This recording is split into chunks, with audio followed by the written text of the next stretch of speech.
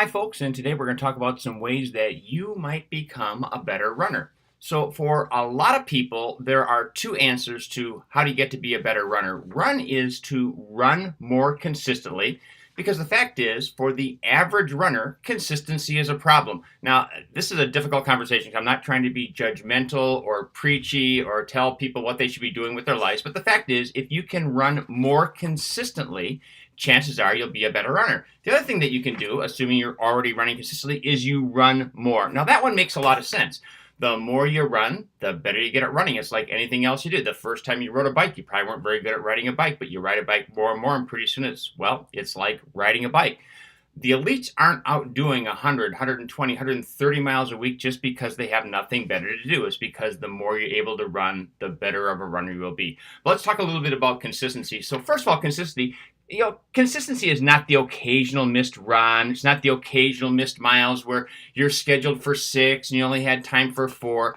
Things like that happen. Nobody has a plan where they are following it to the T every mile, week after week after week. Things are going to happen. When it becomes inconsistent is when you've got regular breaks in your training. What do I mean by regular breaks? A week, 2 weeks off without any running in there for whatever reason. Vacations, injury, there's a host of other things. And that's not to say that those don't ever happen, but when they happen regularly, they're fairly frequent throughout the year, those breaks will impact your ability to be a better runner. If you're commonly shorting your runs, it's very common that I didn't have time for 6, I only had 4 today or 3 today or whatever that is. If that's happening a lot, that is inconsistent. And if you're routinely missing runs, again, that is a consistency. So of course the question is, what the heck do I do about that? Because most people want to become a better runner. Well, one way, this sounds pretty easy, is you find a way to run. What that is, I don't know. And again, I am not trying to be judgmental or preachy for anybody, but some of it is, can I find a way to get that done?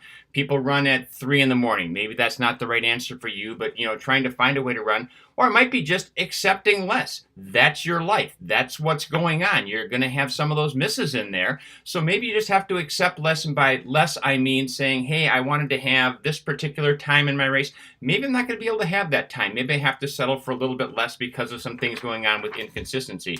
Now here comes a big one, because remember I said you want to run more, but if you're having problems with consistency in running, the answer is you might actually want to run less. You go, whoa, how can you say run more to be a better runner? And now you're telling me if I'm having trouble with consistency, I should run less. Well, here's why. Let's say you've got a recipe and that recipe is for 4, but you only need it for 3 people. What you do is you kind of cut all the ingredients back by 25% and you make that recipe for 3. What you don't do is just take an ingredient in the recipe and say, well, I'm just not going to add that because now it's right for 3, because that recipe is not going to come out correctly. The same type of thing happens with training. Your training is a blend of different ingredients called different types of runs, which make up your week, which make up your month, which makes up this whole cycle.